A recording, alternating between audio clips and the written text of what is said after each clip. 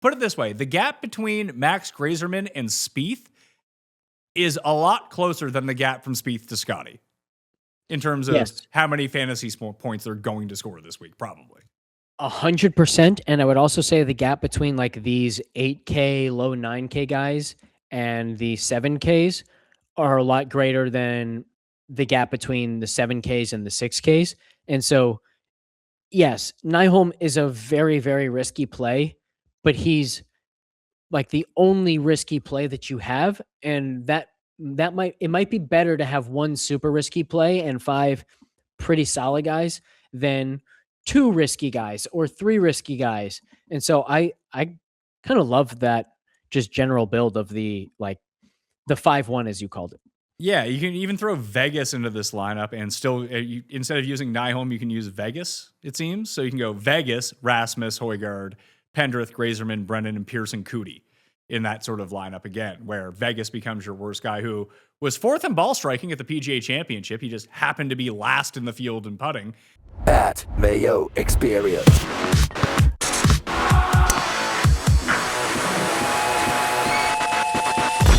Welcome to the Pat Mayo Experience presented by Underdog, CJ Cup, Byron Nelson, DraftKings, picks, and previews. You smash the like. You leave me your favorite 6K guy down in the comment section. Alex Blickle from FTN Fantasy is on the line.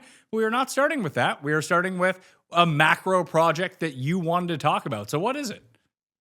Yeah, basically using this past week as kind of the motivation where we had like really inconsistent and uncertain scoring conditions. And I think it's one of those things where like from a prop standpoint and from an underdog standpoint and pick 'em, those are kind of the most uncomfortable days because it's the hardest to know. Like if you want to do birdie props, for example, or round strokes, it's the hardest in the sense that you don't know what the scoring conditions are going to be like. And you might just be very wrong about what the scoring conditions are going to be like. And if you're wrong, you're going to get everything wrong. You're going to get all your picks wrong. But if you're right, there's a chance that you can get everything right because, all of your picks suddenly are like 80% probability. But the key is the books and Underdog, they also are very uncertain about what the scoring conditions are going to be like. And so I kind of just wanted to talk through the process of trying to take advantage of that uncertainty instead of, being scared of it. So I jumped in your Discord on Sunday morning. I was getting a lot of 3 of 4 correct, 2 of 3 correct, because I was way wrong on my Underdog thoughts coming into the week that just smash over greens in regulation. A couple guys were able to get there with the gigantic greens. I was thinking, man, even if they put it to 35 feet, turned out that was a problem for some guys. But the one thing that I was cleaning up on throughout the course of the week was under fairways. Very few guys were getting over 8.5 or even 7.5 most of the time, because outside of Aaron Rai, when you looked at the top of the leaderboard, none of these guys were hitting fairways at all. As long as you missed left, you were fine. Yeah, that was a really smart angle. I actually wish that I had kind of looked more into those because it wasn't even that they were hitting poor drives. It's that those fairways are so slanted and they were getting so firm and so fast that even when you hit a good drive, especially for the longer guys, like on certain lines, you just had zero chance of actually holding the fairway. Like number 2, for example, there were too many guys. Maybe they just felt like the right rough was fine, but going over those bunkers with a cut, like there was no chance that ball was going to stay in the fairway. You had to hit a draw if you're going to take it over those bunkers with a driver. And a lot of guys seemed to just be content with being in the right rough. And so, yeah, the under on fairways was a really smart angle. I wish I had been on that one as well. But I had a lot of success on Saturday, especially with over on birdies. I think I hit, I was 6 for 6 on pick 6 and 4 for 4 on Underdog. So 10 for 10 on Saturday props. Definitely went a long way. And then I got a couple right on Sunday as well. So it was a really, really good props week. And I think it was just about, leaning into the uncertainty in a smart way. So when I saw in your Discord that you were just hammering lower 3.5 birdies or better on Sunday, I was like, Blickle must be onto something. So I had Pooj and Michael Brennan under birdies. I think they combined for 1 in the final round. So I was like, yeah, printing money. This is great. Yeah, that worked well. It was so interesting because on Saturday I was over 2.5 birdies. Like that was the one that I hit over and over again. And I think the main point that I want to make here is amidst all of the uncertainty, I think the key is to kind of anchor yourself to something that's just like real cold, hard data and let that be your guide. And so, for example, like I had the thesis essentially that Saturday was going to play a lot easier than Thursday and Friday. I expected easier pin locations. We knew it was going to be warmer. We knew there wasn't going to be quite as much wind. And importantly, it was going to be a south wind instead of a north wind like we had the first 2 days. And then we also had the expectation that 13 was going to be made drivable with a pretty reasonable pin. So I had like all these reasons why I thought it would be easier on Saturday, but that doesn't guarantee that the overs on Saturday are going to be good because Underdog and the books might know the exact same thing and they might be pricing all of that in either as much or even more than they should be. So you've got to then tether yourself to some like real data point. And so what I did was I looked back through Thursday and Friday. I looked at how many players went over 2.5. I looked at how many players within like the easiest segments of tee times went over 2.5. And basically I found like the easiest segment was 58%. The like upper echelon was 53%. And I said, okay, it's going to be easier on Saturday than that. So I know I'm starting at a good point. And by the way, I was using, for all like the data analysis and scoring I did, I threw out any player who didn't have at least 3 PGA Tour starts this year, basically just saying, I don't care how many of the PGA professionals, had 3 birdies. That's just messing up my data sample. So what you're saying is that you were not on Ben Kern in round 2? Exactly. And I also didn't want to be affected by what Ben Kern and actually like including him would have been fine, but I don't care what the guys who shot 12 over. I don't want that influence in the data that I'm looking at. And so I knew that, okay, 58%, 53%, if that's the low end of probabilities, like directionally, it can only get better from there. And so I was really confident in those over 2.5s, but it all stems from like, you have to have like some kind of thesis about what the conditions are going to be the next day, why it's going to play either easier or harder, but make sure you're anchoring to some real data point and not just saying it's going to play easier tomorrow. And so I'm going to go hammer a bunch of overs without actually caring about like, well, what is the pricing now? If they offered 2.5 yesterday and now they're offering 3.5, they're saying the same thing as you are. Did they adjust it enough? Did they adjust it too much? And that's kind of what happened on Sunday, right? It's like we hammered the overs on Saturday. We had a huge day, and all of a sudden Underdog was posting 3.5 and 4.5 birdies instead of the 2.5 like the day before. And so with expected tougher conditions for Sunday, just flipped it again and went to unders and didn't have as good of a day. But as you said, like there were some really good ones there and definitely had some wins. They did the same thing with fairways earlier on in the week because on Thursday there was a ton of 10.5 and 11.5s out there, and I cleaned up that day. And then every subsequent day, 9.5, all the way down to 7.5, and guys were still going under the 7.5. I love that. Next time you see some fairway edges, let me know because I want to get in on that action as well. Absolutely. And we'll talk a little, I want to hammer down on Underdog a little bit more because I have 6 teams remaining in the scramble. I have 3 of them advancing at the moment. And I was like, I'm in pretty good position because I drafted so many of these like goobers that are going to play the next 2 weeks. Because realistically, that's what these Underdog drafts come down to right now is how many guys do you have at the CJ Cup? How many guys do you have at Colonial? Because your team of 10 will have like at least 8 guys in the signature events and majors at this point in the season, probably. But the guys that I drafted to play in these events have played too well, and now they're not. Alex Smalley can't be bothered to show up to the CJ Cup anymore. It's a good problem to have, but it's still a problem. So yeah, I definitely sympathize with you there. I have 1 team remaining. I just did the big scramble, so 20 entries. I have 1 remaining, and I'm kind of the same way. I'm right now last in my group of 5. Got to get first to advance, but I'm last in part because like my best players are like Patrick Cantlay and Akshay Bhatia on that team, and Nikolai Højgaard has been the guy carrying that team all season, and so. I checked this morning. I do have 6 guys playing this week. I don't think anyone else in my little pod has 6. So I'm hopeful that, I can definitely close that gap this week and definitely drafted with these weeks in mind. So hopefully that comes to fruition. Yeah, I have 6 left in the regular scramble. I have 3 left in the big scramble, none of which are advancing in that. And then the big Pat Mayo Open, the $150 one where you can only have a 3 max entry. I still have all 3 of my teams, and now none of them are advancing at the moment. So I need Keith Mitchell to have a good week, I think, or Austin Eckroat, one of these guys. It's funny. I've got Mitchell and Eckroat as well. So we obviously drafted similar teams. Those advance rates that you have, by the way, are awesome. 3 in the big scramble and all 3 in the PME. That's phenomenal to still have that many in those contests. Yeah, I'm really just hoping I get 1 into the finals of the regular scramble. If I can sneak 2 in there, I can't imagine there's many people with 2 entries left. I wouldn't think so. And I also wouldn't think that there are many with 3 left in the big scramble, because I remember like last segment, I think I had 5, and there weren't many that had 5. Or no, I had 3, and there weren't many with 3 at that time. So the fact that you still have 3, like I think you're probably the only one. We'll see, because I mean, so much of my strategy in the underdog drafts, and I went through that, I kind of laid out exactly what I was doing, is that I drafted for segments 1 and 4. And it was just, there's so much unpredictability once you get past the first few tournaments where guys have either committed, that I don't think it's stupid to not plan for round 1, because I had a bunch. Listen, I advanced like 40 teams to round 2, and I think 6 of them made it through round 2. That I think you need to pick your poison and just hope to get lucky at some point. And the only thing that you can really gear around is segment 1. So just stack that up and hope it works. Yeah, I took a slightly different strategy, but I was like, my strategy was essentially, if I get through segment 1, I have a good chance of getting all the way to segment 4 and winning.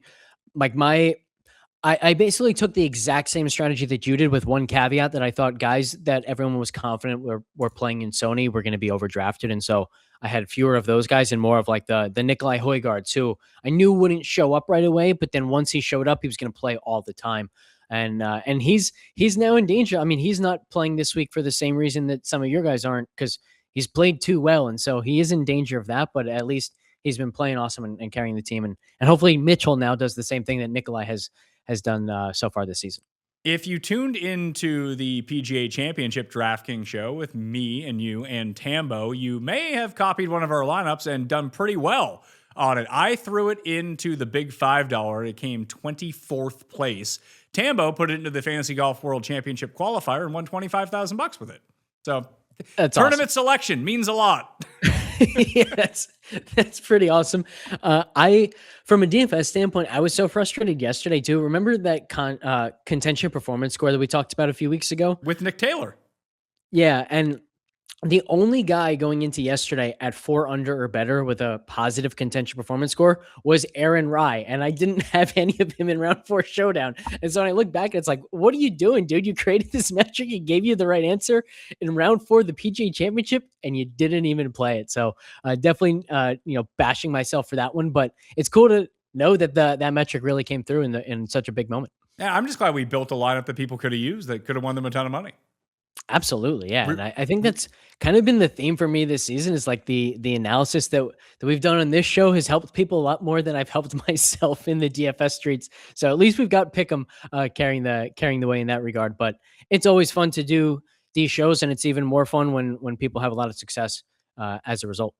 You can get Alex's Discord link. That's down in the description right now. Also, the winner of the free year of the rabbit hole at betsportsgolf.com, because they signed up using code Mayo, was Scanary08. I said that on the Jeff show as well, but in case you missed it, you have a free year of the rabbit hole, which I've been using to make all my lineups. Having a pretty decent year, DFS-wise. Nothing big, but treading water kind of thing, waiting for an opportunity. I've had runners, just it hasn't come through, and sometimes it's, you're not always going to realize your expected value here, Alex. It just doesn't happen that way. And sometimes the worst lineups I have end up winning me all the money. That's just how it goes.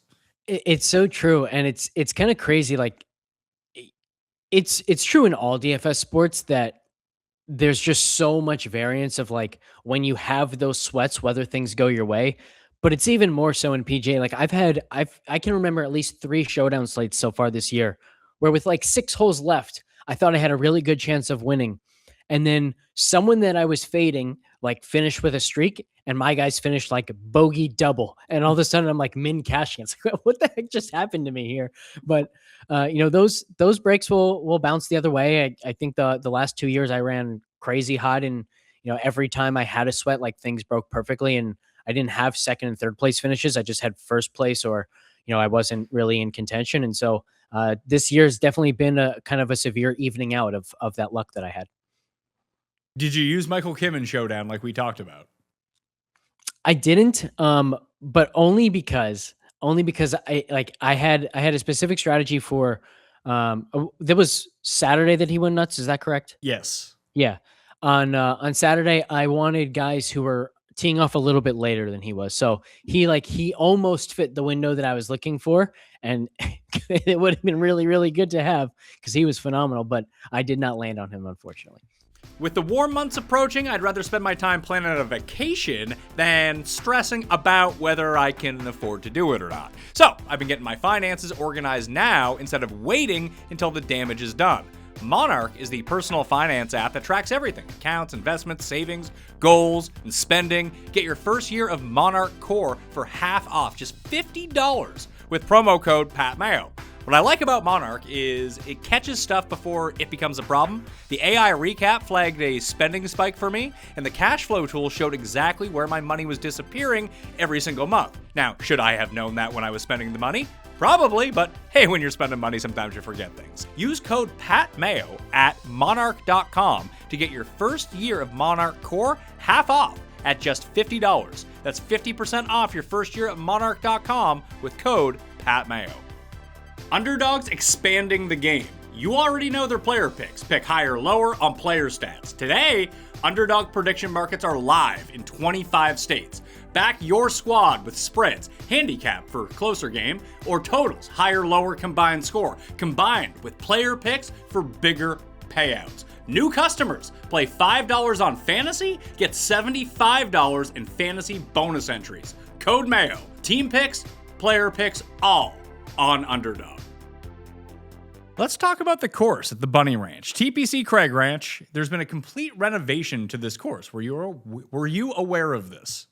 What's the renovation? I was not.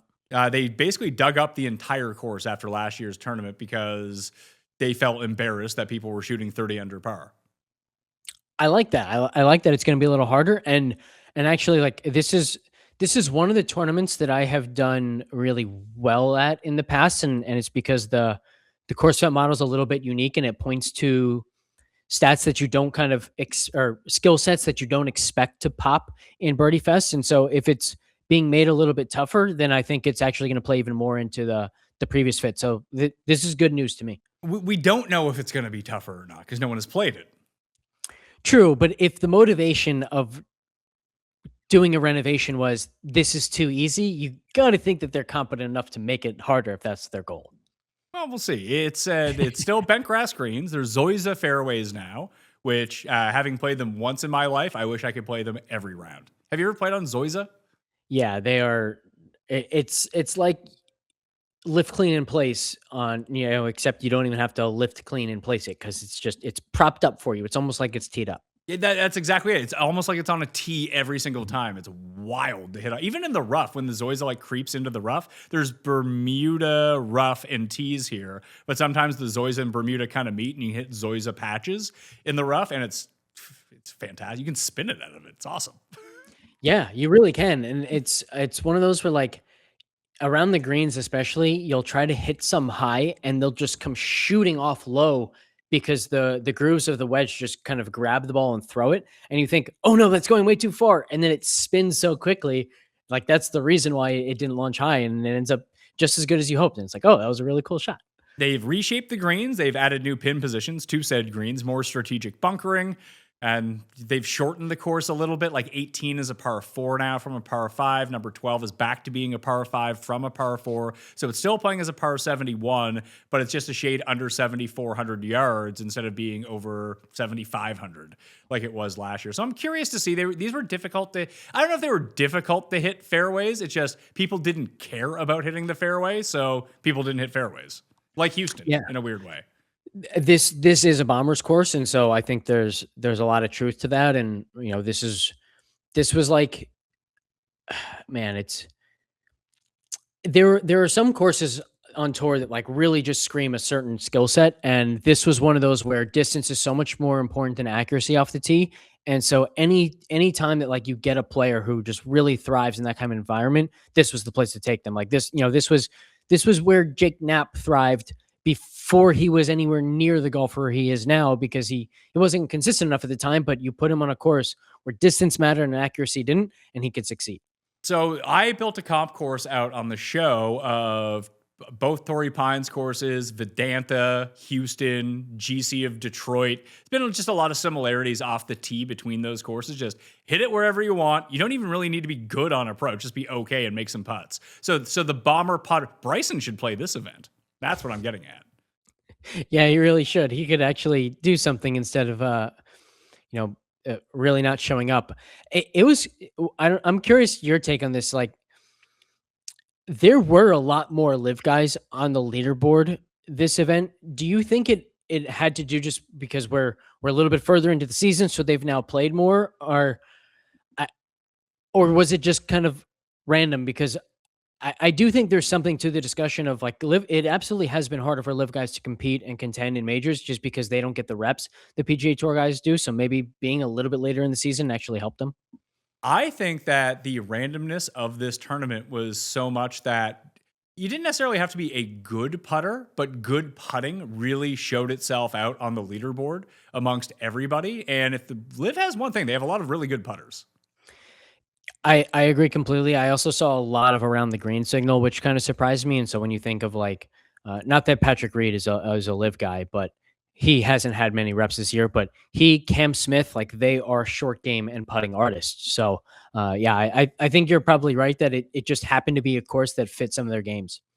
And ball striking really didn't mean like Aaron Rye was top 5 in ball striking and he made some putts, but that was almost all on approach. Even his driving stats weren't all that good because it became imperative to hit fairways down the stretch on Sunday, and then he started making 30-footers. Like that's the one drawback to how they set it up this year is that I don't want to say I don't think it rewarded the best players, which is kind of shitty. I really enjoyed the tournament, and I don't mind having a major championship play way different than everything else, but it felt like good ball striking wasn't exactly punished, but it wasn't rewarded at all.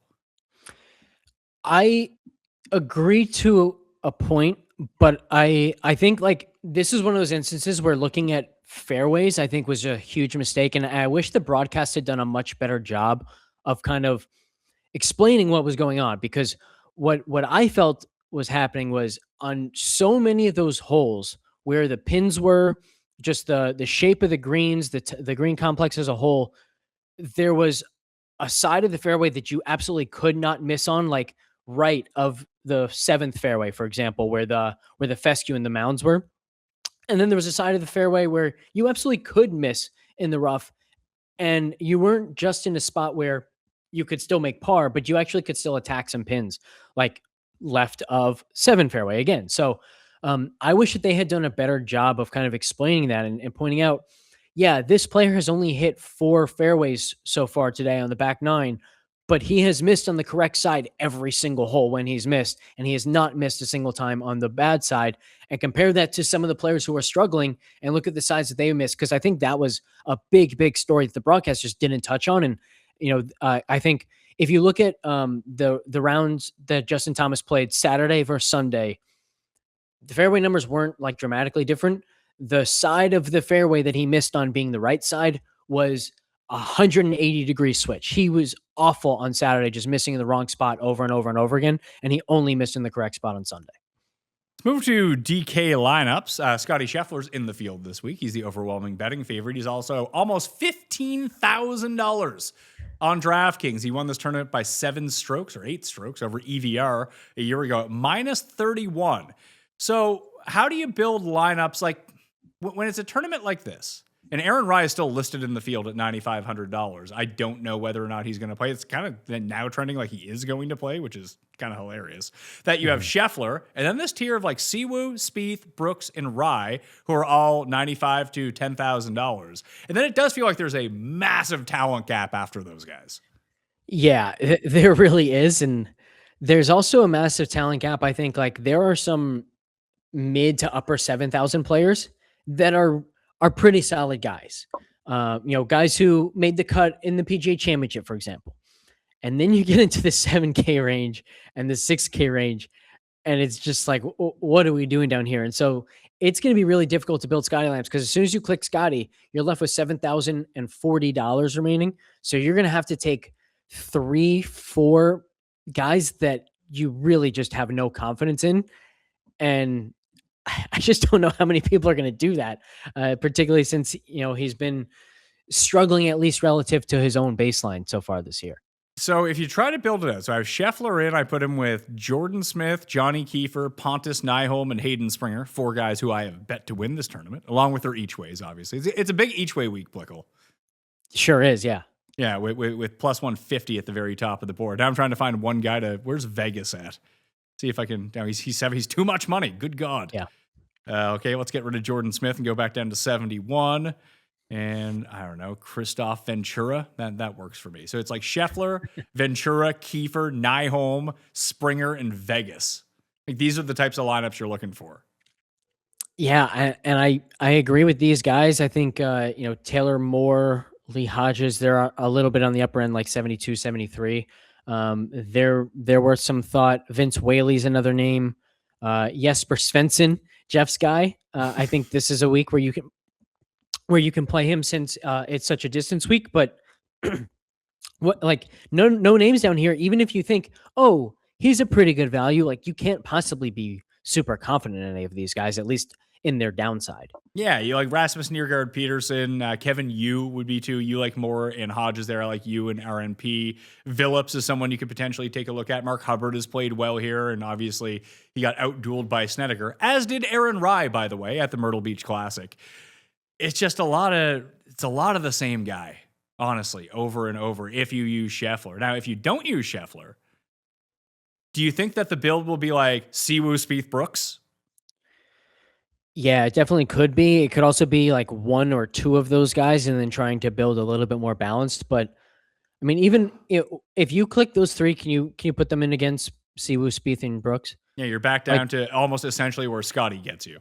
Exactly. And now, like, yes, you're left in the same range. So on the one hand, it's like, do I prefer Siwoo, Spieth, and Brooks or Scottie? But on the other hand, like the Siwoo, Spieth, and Brooks advantages, then you only have to find 3 guys in that price range that you like instead of 5. It's a lot easier to find 3 than 5. So I definitely think that people are going to favor this more balanced build. And do you have an early guess for where Scottie is? Because like I'll give you an over under of 15%. I think he'll be higher only because there's a good chance that people can't name 5 guys that you have to put with him. That they're just like, yeah, just give me whoever then. Let me run some projections. See, I think you're right about that. And I think that's the reason to take the under. So I think I might actually take the under on 15% right now. And so what does that do? Does that make him like almost try to figure it out, make him a must play here, at least in some portion of your lineups? It's really hard to say because even in like, if you were guaranteed that Scottie's going to win and give you 140 DraftKings points, how confident are you that with that you can still get as many points from the remaining 5 to make, as you would in the 6-person lineup without him? I don't know that I would feel good about my chances to outscore the Scottie lineup or to outscore the non-Scottie lineup, even if I was guaranteed a Scottie win. That's interesting. So here's what I put in. I put in Siwoo and Spieth. I took Brooks out. I put in Brennan with Kiefer, Jordan Smith, and Eckroat. I think this is the style of lineup I'm going to prefer. I like Pendrith as well, so I'd probably throw him into that mix. But you can make a compelling lineup with Thompson, Cootie, Thorbjornsen. Sungjae's a really weird price in the betting market, and he's a weird price on here. He seems like he should be up closer. And I know Siwoo has a second place finish at this event before, but if it's, let's say it's harder than last year, but still easy. Let's say minus 20 is the winning score. Do we think Siwoo can make enough putts to get to minus 20? Yeah, I mean, he basically, like, he needs to play lights out in the sense that he's shooting 20 under because he made 22 birdies and only 2 bogeys, and the guys around him are making 27, 28 birdies with, more bogeys than that. It's definitely a harder path, but if the ball striking is there, like this, it's definitely a course, at least it has been prior to the renovations, where short game has really been a great predictor of success. So in that regard, like at least he has that fit, even though he doesn't have the fit of making putts. And that's kind of what I was talking about earlier, what I alluded to earlier when saying like, this is a course where the skill sets that translate to success here are not what you typically think of with Birdie Fest. Because when you typically think of Birdie Fest, you think, oh, all they need to do is be good with the irons, and they need to be able to make a lot of putts. That's not what this course has been about. And again, it could be totally different after the renovations, but to this point, it's been distance and short games, which is very odd for birdie fests. It's the easiest scrambling course on tour, however. I think it, we've talked about this before, but like this is one of those courses where the short game signal is not coming from your ability to save par. It's coming from the ability to make birdies on the scoring holes. Yes. So let's just track ball speed for a second. That works so well in Houston. Let's try it here. See what we got going on. We can build a lineup that way. Rasmus Højgaard. He is the highest in the field at $8,900. We don't need to use everyone. We got Michael Brennan at 8,000. Yep. I was trying to describe betting Brennan on the show with Jeff that he's just so good at driving the ball that anytime that you can get him over 50-1 in a field that doesn't feature like everyone, outside of Scheffler, it's a pretty weak. This is about as weak of an event you're going to find. Just blind bet him. He might suck, but he has the right skills. If he listen, Aaron Rye found a putter for a week. Maybe Michael Brennan can. Yeah, and we've had the conversation with Spieth that like he's spiking in all these categories, but he just hasn't spiked in the same category enough. Well, Brennan has spiked with the putter at the Heritage in Houston. He spiked around the green at Zurich in the Masters. He spiked with his approach play at the Players and the Masters. And like of all the places to spike with your iron play, he actually has like a really good list of courses this year where it's been the WM Phoenix, the Players, and the Masters, all courses with a lot of high leverage shots. So it's weird, like he's spiking in iron play in the weeks that you would think it's most difficult to do so as an inconsistent iron player.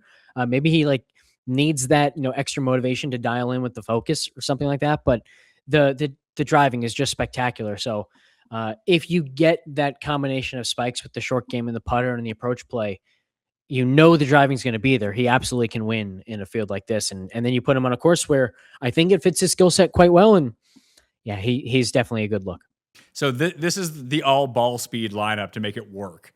Rasmus Højgaard, Michael Brennan, Johnny Kiefer, Wyndham Clark, Max Grazerman, and Taylor Pendrith. I like it a lot. I think you could also do some variations that have Keith Mitchell. And yeah, it's beautiful. Well, let's see the variations to have Keith Mitchell in it. I just think it's very interesting only because if you're not going to use Scheffler, I don't think you have to use Siwoo, Spieth, Brooks, or Rye, honestly. I agree completely. Yeah. If you're not using Scottie, essentially what you're saying is I want the lower end of my lineup to just be significantly better than what anyone has to play in the Scottie lineups. And so if you avoid that top range, you get a lineup like this one where you have one guy in the 7Ks and it's actually one that you feel pretty good about. And, that's just, that's a dramatic advantage over the Scottie lineups. Obviously you have to sacrifice a ton of win equity and top 5 equity with by fading Scottie to do so. But I think this is a really smart way to not build with Scottie. And I think to your point, like most non-Scottie lineups are going to say, okay, well then I need to make up for that a little bit by having the next best players in the field. And you don't necessarily have to do that. So you can also, I built one and we messed that around. Let's see here. Yeah, Wyndham Clark, Brennan, Grazerman, Højgaard, Kiefer, Pendrith, and you said Keith Mitchell. So you can go Keith Mitchell, Grazerman, Pendrith, Brennan. So 9-4, then 3 8K guys that have like Matty, double German, Jaeger and Schmid. Schmid, as I found out when I was doing the research, I was doing it on Sunday morning.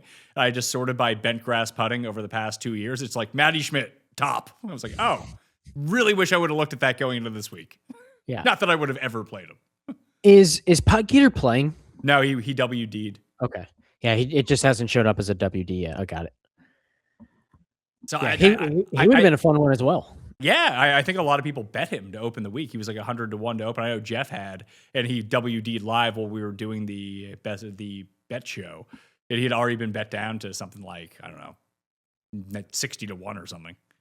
Yeah, I wouldn't have touched it there since his short game's so bad. But, within a bomber lineup, obviously he fits that. And you just hope that maybe he doesn't even need the short game because even on the scoring holes, he just hits the green instead of needing to get up and down. But yeah, I think this type of lineup is, number one, I think probably smarter. And number two, I think it's also a lot more fun because you have 6 guys that like you feel confident and you feel like they can go give you a lot of DraftKings points. And, one of the things that I've like one of the research kind of projects that I undertook this year was learning more about how guys outscore their leaderboard position with DraftKings points, and the skill of making more birdies than you're expected to make given your skill level is enhanced on these easier birdie fest golf courses. And so this is definitely a week where I want to lean into that. And guess what?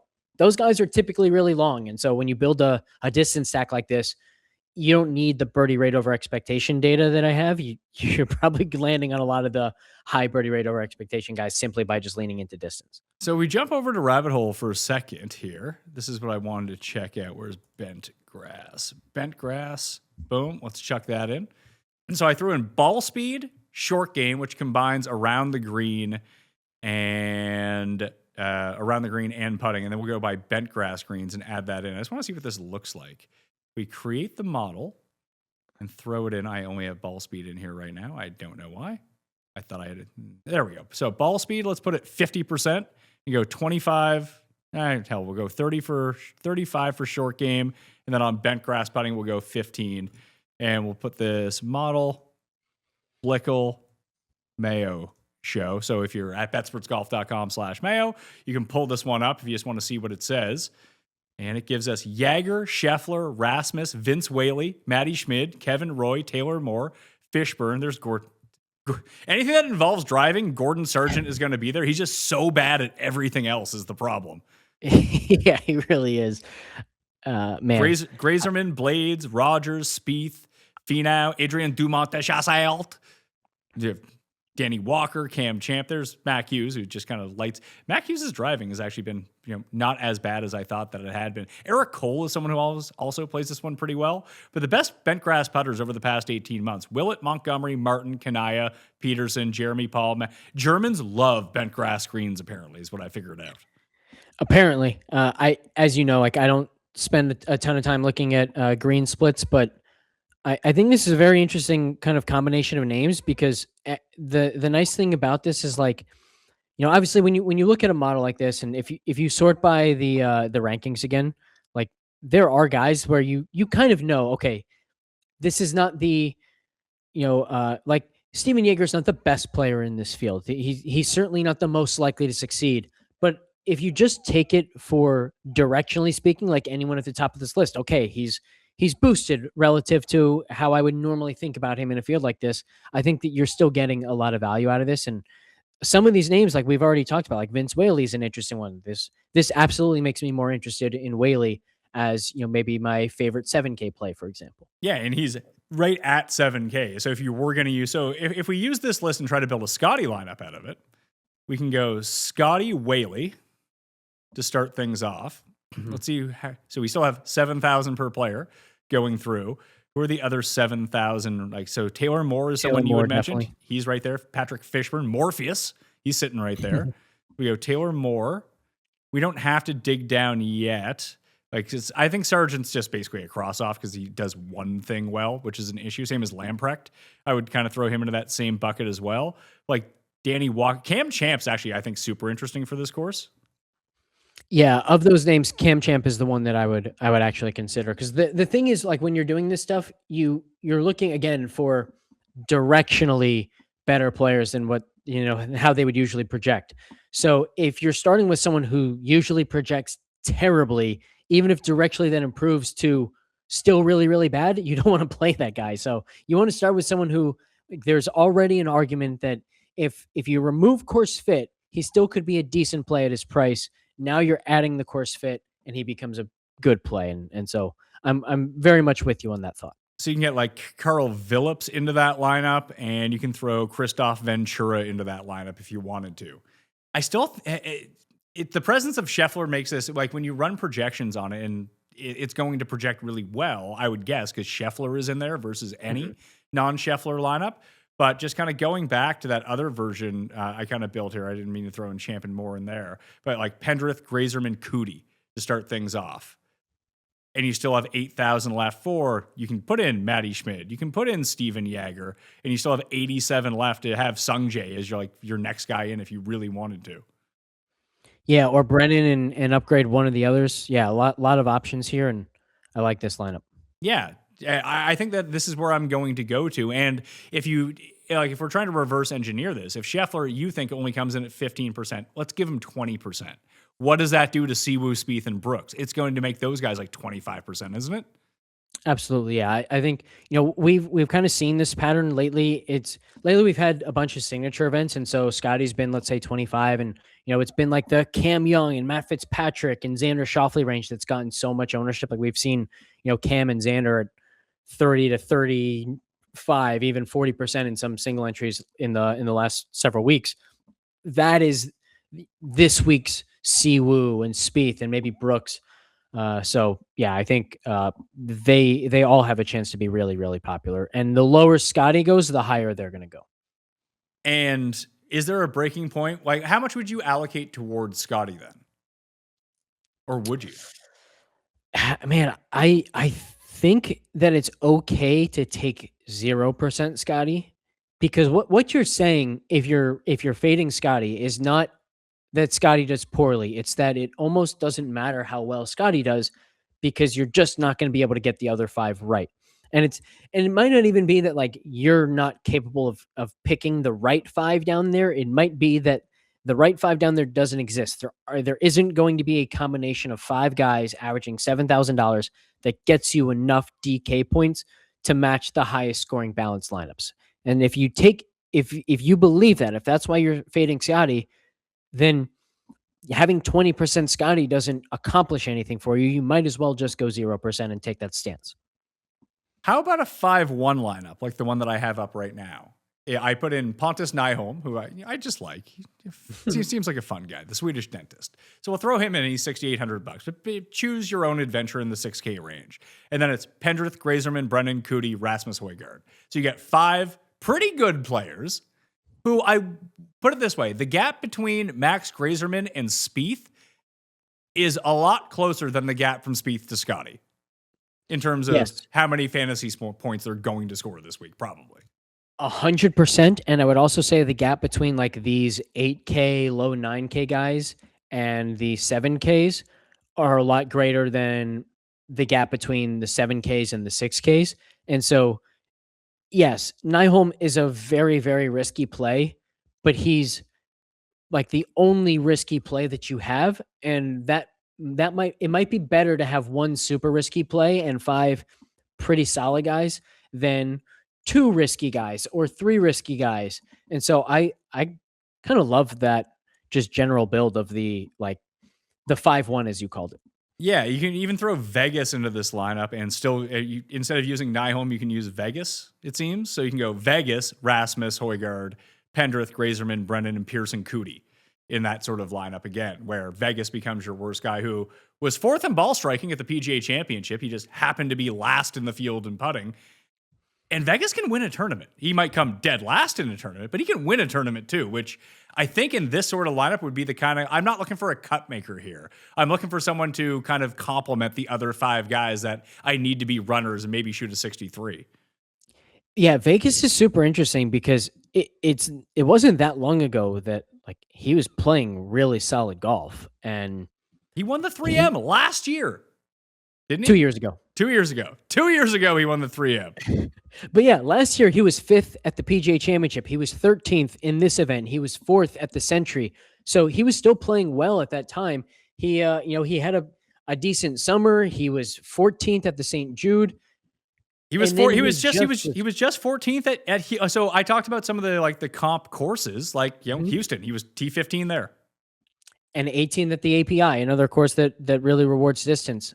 He, as you said, he made the cut at the PGA Championship. He was awful with the putter and still finished 44th. I'm kind of with you. I think if I had to choose anyone at 7K right now, it would be Vegas, in large part because not only do I think he's a pretty good fit, but he's one of the birdie rate over expectation specialists. When he plays well, with certainty he's going to make his fair share of birdies. The only thing that stops him from making birdies is sometimes the putter goes ice cold, but at least in a course like this, he's going to have chances to hit the green and under regulation and not have to actually make putts for birdie. He'll have some tap-ins, and And so I definitely like him at 7,000. Yeah, so I'm going to play that same lineup, and while I do like Vegas, he's a bit risky. I'll sub him out, and then I'll go back into the 7K range. I actually like Hayden Springer a reasonable bit, but he's another candidate to come dead last in this tournament. He hasn't been playing a ton of golf, but he kind of fits that. He drives it and he putts mold. Like I just look at I think that although the ball strikers really did prevail last year, Scottie was first, tee to green. He ends up winning. He actually lost strokes around the green, which is hilarious. Who was second last year? EVR was second last year. He was second tee to green. Spieth was third tee to green. He came fourth in the tournament. The only one that kind of stood out a little bit was Sam Stevens, but he putted the lights out and was still like 20th tee to green. So if you're not good tee to green, even if you have a good putting week, it's probably not going to come through. Although that year seems to be more of an aberration, whereas in previous years, either the 2KH Lee years, I just think very specifically to the Day and Pendrith years where they drove it awesome, hit reasonable approaches, and putted the lights out. That's kind of what I'm looking for here. Yeah, and I'll go back to like that combination. I mean, when you bring up KH Lee, like KH Lee does everything bad except he hits the ball a little bit, and he has a very good short game. So if you just find the distance and around the green, guys, like I even think this is a course where you know with certainty your guys are going to have to make putts to contend and to do really well, but it's not easy to predict who's going to do that. And so my focus is once again going to just be on distance and around the green. I'm just going to hope to get lucky with the putters. Yeah, and it's now called the Aaron Rye approach. I spoke about this with Jeff as well, like how I ended up on JJ Spawn earlier this year. And it can make you look really stupid when they don't make the putts, as if, let's say, you use JJ Spawn at the PGA Championship, who struck the shit out of the ball, couldn't make a 2-footer, and therefore he missed the cut. Sometimes it just blows up in your face. But if you're looking for the very highest upside, always go ball striking tee to green over putting and hope that the putting comes along. Very rarely does the really good putter guy all of a sudden just lead the field in driving. Never happens. Right. And as someone who has had a full season's worth of good putters missing 4-footer after 4-footer, like every time I take Sam Burns, he's guaranteed to miss 3 6-footers in the round. I just had Henley, who like basically broke a major championship record in 3 putts over the first 2 days. Like you're just because you're taking good putters doesn't mean you're actually going to get guys making putts. No, that variable week to week. Listen, if you take the best driver in the field, maybe he has an off week. But even if you just scroll through, let's take Michael Brennan, who I think Scottie is technically the best driver in the field, but we'll take a look at Michael Brennan. Like, what does he do well on a week to week basis? Well, regardless of the field or length of course. Because you go to Ronimink, you go to Heritage, you go to the Masters, you go to Houston. It doesn't matter where it is. The Players was the one spot that got him, probably because there's so much water around. Probably hit 2 bad drives, and that was the end of him. He's made a shocking amount of cuts, too. I'm very surprised about that. He is 0.01 behind Scottie in our projected strokes gain off the tee. If you add the projected strokes gain driving distance and strokes gain driving accuracy together, he's only 0.01 behind Scottie. They're well clear of the next best driver. So if you can get a week like he had, let's say, even in Houston, when he didn't finish all that well. Actually, the Masters is probably a good example here, where he gains over a stroke per round driving, gains over a quarter, so 0.33 strokes on approach, where he finished over 1 for the week, chipped it okay, right around break even, and he just lost a bit too much putting. Like he turned that -2 of what he ended up with at Augusta, if we just go to totals, and just turn that into +2 for like a tournament like this. And these are going to be easier greens because he's, a debutant at this tournament. Not quite Augusta National on the green surfaces. Like that's a week how you can win at this tournament. And to your point earlier, like, I mean, you can just look at the events surrounding the Masters. He gained at the Heritage. He gained at the Houston Open.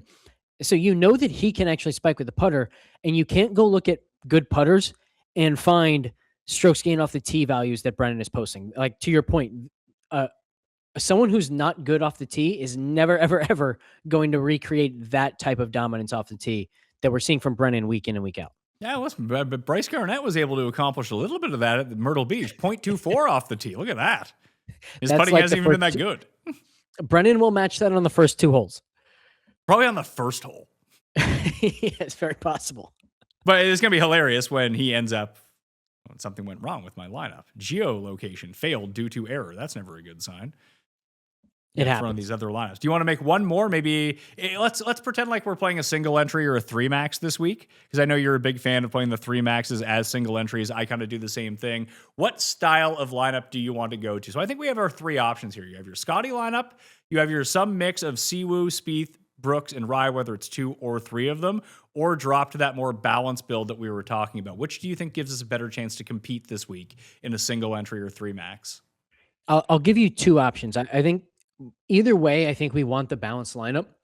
And one of the builds that I really liked that we did was just like basically saying, okay, what can we put together so that the cheapest player in our lineup is like as good as he can possibly be? Can we build a lineup where we're bottoming out at Eckroat or Hoey or Jordan Smith and just take whatever that loses with? We could do it with Jordan Smith easy. Yeah. So let's try that. And then the second type of lineup is I'm really interested in is the like what you call the 5-1, where you had Nyholm as the bottom one. And what you can do if you're playing 3 entry with that type of lineup is it's obvious if you build like 5 8K plus guys and a mid 6K guy, the weak point in that lineup is obviously the 6K guy. So what you can say is, all right, I'm going to leave 4 or even 5 guys the same, and I'm just going to vary which 6K guy I use in that lineup. And, that gives you 3 chances to get it right. So maybe one is Nyholm, one is Jesper Svensson, and one is Cam Champ. And you just say, I'm just hoping that one of these 3 guys does well. And if one of the 3 does well and the other 2 miss the cut, I don't care about the missed cut lineups. I just want that one made cut to really, climb the leaderboard. And hopefully you pick 5 good guys along with that and put yourself in that position. So to not use Michael Brennan in every single lineup that we build, you can go Thorbjornsen, Rasmus Højgaard, Pendrith, Grazerman with Jaeger and Jordan Smith, where your cheapest guy is $7,400 and Thorbjornsen would be your most expensive at $9,000. Yeah, I like this a lot. Was there someone no, there wasn't. Oh, never mind. I was thinking there was someone at 79 that we liked earlier, but maybe not. Hao Tong is right around there, I think. Blades Brown is around there. They're at 78 and 77. I was going to suggest bumping Jaeger up by bringing Thorbjornsen down to like Wyndham Clark or something, but it's not a huge difference there. Yeah, I'll throw Jaeger back in. Jaeger is also like the king of the 4 courses that I pointed out that would correlate with this. I think he's won 2 of them. He has a second place finish at Torrey Pines. Like these are his spray, pray, and make some putts type courses. Perfect. Then let's keep Jaeger. All right, we'll throw Jaeger in there. So Jordan Smith, Jaeger, Grazerman, Pendrith, Rasmus Højgaard, and Michael Thorbjornsen. Really wish that I was able to submit these lineups. That's always fun when we go through that. Let's draft one more team. So we'll try to take that team that we just built. And so what's the lowest you want to go? Who's like you said Champ. Is there anyone below Champ? Like Will Gordon, I think is actually a pretty reasonable option. Man, I haven't seen that name in a while. How has he been? Who knows? Let's check. These guys don't play anymore. They've got to play somewhere. They haven't. I was looking at that. It's like, oh, they're probably on like Corn Ferry, like dicing it up. Actually, he has been on Corn Ferry. Will Gordon has been on Corn Ferry, and he hasn't been great on Corn Ferry. He definitely has not. He had a 5th in Bermuda early. His last start was T23, though, at the Colonial Life Charity Classic. Cam Champ has at least had 2 top 10s on the Corn Ferry this year. So good enough. I think, that's what we're looking for, right? We're just looking for the chance to spike. We are not picking guys down here because we think they're going to do well. We're picking guys down here that if they happen to do well, they're actually going to give us a worthy, like beneficial DraftKings performance and not 45th place with few birdies. So you can go Champ and Eckroat, and then go Brennan, Rasmus Højgaard, Pearson Coody, and Jordan Spieth if you wanted to. I like this lineup a lot. I think Spieth is my favorite of those top guys. Between Brooks, Siwoo, and Spieth and Rye, I think it's Spieth. I think I prefer Mitchell, although I might have a Mitchell obsession that's borderline unhealthy. So yeah, that's bad. Maybe don't follow me on that one. All right. I like this lineup too. I'll submit these once I get my geolocation all tracked out. You're going to have more, obviously, throughout the course of the week. When do you think that ownership projections are going to be up for you? Probably later on Tuesday afternoon? Yeah, pretty much always Tuesday afternoon. Sometimes it gets pushed back to right after MLB locks. But now that NBA is over, it'll probably just be Tuesday afternoon. Okay. That'll do it for me. You can get Blickle's Discord down in the description. No DraftKings show next week because I will be away. So enjoy Cuss Corner and Judge Cuss. They're brand new episodes, brand new cases, brand new topics. Gonna be a laugh. Blickle, thanks for coming on, man. I'll still be I'll be in Utah if I can play. Can you play DK in Utah? I think so. I'm pretty sure. I'm pretty sure that I was able to play when I was there for PGA Tour Q School years ago. So if I was able to play then, hopefully you can still play now. And next week when there's no DK show here, just make sure you tune into Leverage Lane with myself and Tambo on Wednesday, and you'll get your DFS fix that way. Live Wednesday morning. Tune into it this week, too. It's the perfect companion piece for this show because obviously Blickle and Tambo appear on this show. We go through what we think, and then they really hammer down to tell you which levers to pull in order to enhance your lineups this week. And Tambo's coming off an awesome week with a lineup that I built. Fucking sucks, man. He's like, man, as soon as we built that lineup, he's like, all right, this one's going to win a ticket for me. I got to play it and just not tell him I'm playing it. I played like the 150. I played the $200. I think I was last in the $200 single entry, and I had this. I only built like 8 lineups or 10 lineups for the week. I didn't go crazy. Just like, I had like a 1 in 8 chance of picking that one, which would have won the $200 single entry. That's hilarious. I'm actually I'm breaking my single entry only one lineup rule for a little bit now. I talked about this in my Discord, and I'm going to talk about it more on Leverage Lane tomorrow. Just kind of what went into my decision of why I'm going to play 3 entry, at least for like the next few weeks, just kind of testing it out in showdowns and on main slate. And so if you're interested in that kind of conversation, like we said, tomorrow, Wednesday morning with Tambo. That's spot. All right. You can check that out on the Ship It Nation YouTube channel. But before you do that, sub to the Mayo Media Network YouTube channel, rate and review the audio podcast, smash the old like button while you're here, and I will see you next time. Mayo Experience! Experience!